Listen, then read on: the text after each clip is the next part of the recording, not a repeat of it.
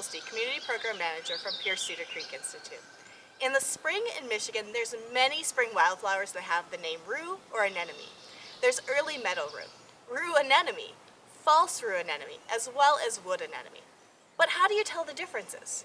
A lot of them tend to have blooms that are all white, about 5 different petals.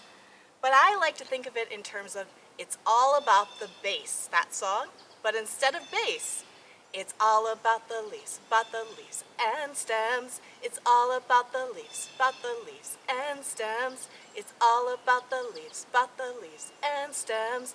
It's all about the leaves So when you're looking at an anemone, you're looking at the leaves and the stems. They tend to have a whorl of 3 leaves with 3 different leaflets. But for example, for wood anemone, you find that the leaves tend to be toothed and the stems and leaves also tend to be hairy. When you're looking at rue anemone, the leaves are not toothed and the stems and leaves are not hairy. And false rue anemone also doesn't have hairy stems or toothed leaves. They are deeply lobed, but the stems tend to be more of a reddish color. When you're looking at the blooms, they tend to have about 5 to 10 petals or sepals, but that can always vary between the different flowers.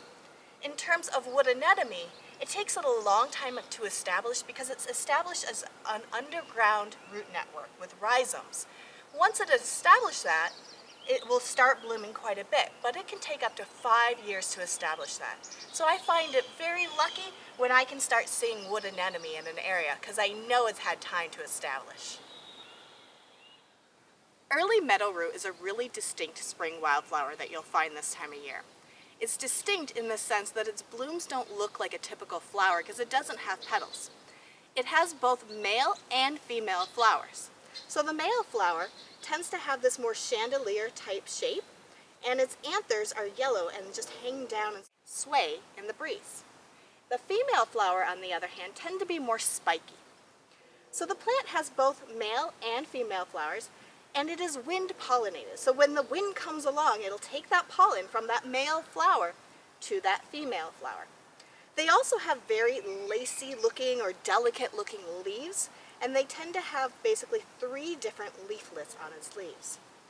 Because this plant is wind pollinated, it doesn't have a floral scent because it's not trying to attract insect pollinators like bees or butterflies or flies or anything like that.